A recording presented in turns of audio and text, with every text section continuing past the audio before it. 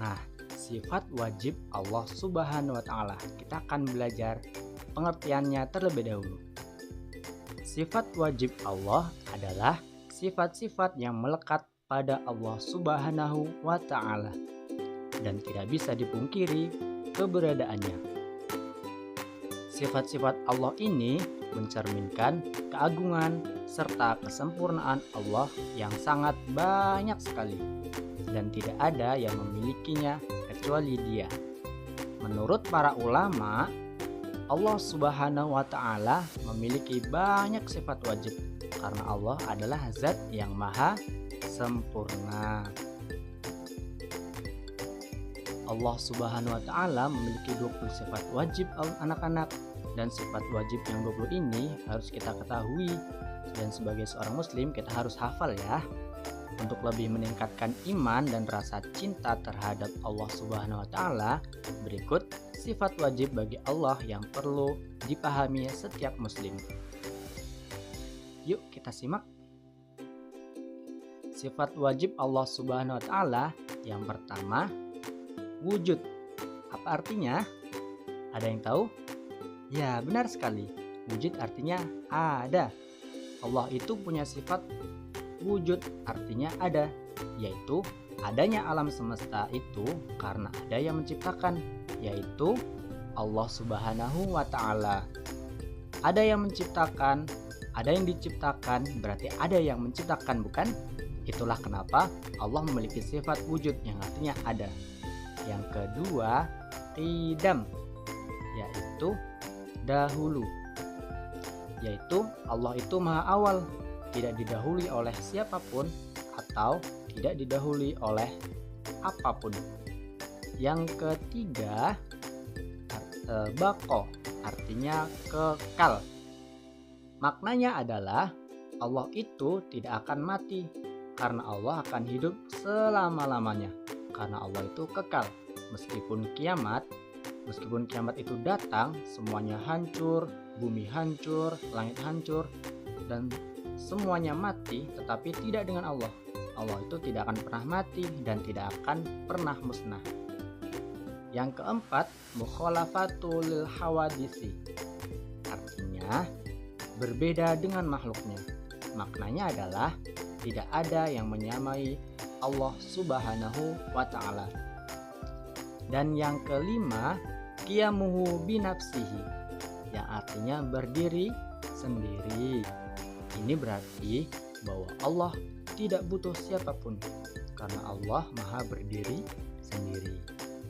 Dan selanjutnya adalah wahdaniyat. Artinya apa anak-anak? Ya, wahdaniyat artinya tunggal. Ini berarti bahwa Allah itu tidak berbilang, hanya ada satu, yaitu Allah Subhanahu wa Ta'ala. Allah tidak beranak dan tidak pula diperanakan. Yang nomor 7, qudrat, artinya kuasa. Ada yang bisa menjelaskan? Ayo, yang bisa menjelaskan angkat tangan. Baiklah, perhatikan ya. Allah yang menguasai alam semesta dan seluruh isinya. Itulah kenapa Allah punya sifat yaitu qudrat, artinya kuasa.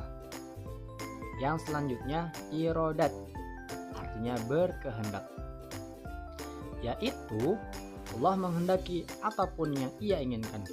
Allah juga mewujudkan sesuatu sesuai dengan keinginannya. Dan nomor 9, ilmu, artinya mengetahui. Ini berarti Allah mengetahui segala sesuatu, baik yang tersembunyi maupun yang terlihat. Allah mengetahui yang telah terjadi, yang sedang terjadi, dan yang akan terjadi. Yang nomor 10, hayat. Apa artinya anak-anak? Ya, hayat itu artinya hidup.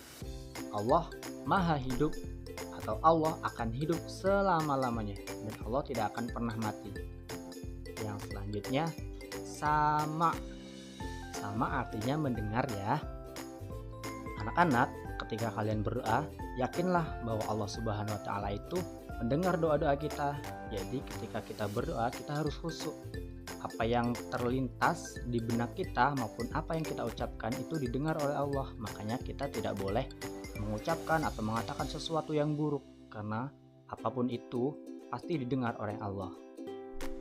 Yang nomor 12, basor, maha melihat. Ayo, siapa yang tidak sholat subuh? Siapa yang tidak mengerjakan sholat 5 waktu? Dan siapa yang masih suka mencuri? Ayo, ingat ya, perbuatan apapun yang kita kerjakan itu dilihat oleh Allah. Maka dari itu kita harus selalu beriman kepada Allah dengan cara melaksanakan segala perintahnya dan menjauhi segala larangannya. Dan ke-13 dan nomor 13 artinya kalam. Apa artinya? Berbicara. Ya, kalam artinya berbicara. Apa maknanya? Anak-anak pernah membaca Al-Quran bukan? Nah, Al-Quran itu adalah kalamullah atau kalam Allah. Itu berarti bahwa segala firman Allah, segala ucapan Allah itu ada di dalam Al-Quran.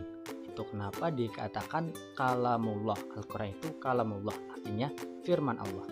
Yang ke-14, qadiran. Artinya apa anak-anak? Yang kuasa. Ya, seperti yang Bapak jelaskan tadi, qadiran itu yang kuasa. Allah menguasai seluruh alam semesta, baik yang ada di langit, di bumi, maupun yang ada di manapun. Itu kuasa Allah. Yang ke-15, muridan, yang berkehendak. Nah anak-anak, pernahkah kamu melihat di TV atau di internet atau di YouTube gunung meletus, tsunami? Tahukah anak-anak, itu semua kehendak Allah Subhanahu wa Ta'ala anak-anak.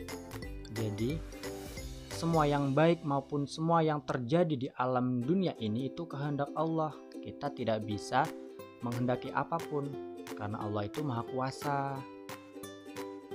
Nah yang ke-16 itu aliman, yang mengetahui. Allah mengetahui apapun yang kita kerjakan dan apapun yang kita lakukan. Yang selanjutnya hayyan, yang hidup. Nah Allah itu hidup anak-anak, hidupnya tidak terbatas. Jadi sampai kapanpun Allah akan tetap hidup. Yang selanjutnya sami'an, yang mendengar. Nah seperti yang Bapak jelaskan tadi, ketika kita berdoa kita harus khusyuk ya, karena apapun itu yakinlah bahwa Allah itu mendengar doa-doa kita dan percayalah akan dikabulkan oleh Allah. Nah yang ke-9, Allah maha melihat. Yang sembunyi, yang tersembunyi maupun yang terlihat oleh kita itu dilihat oleh Allah Subhanahu wa Ta'ala. Meskipun gelap gulita, meskipun kalian bersembunyi di tempat yang tidak terlihat oleh siapapun, tetapi tidak dengan Allah, Allah itu pasti akan melihat.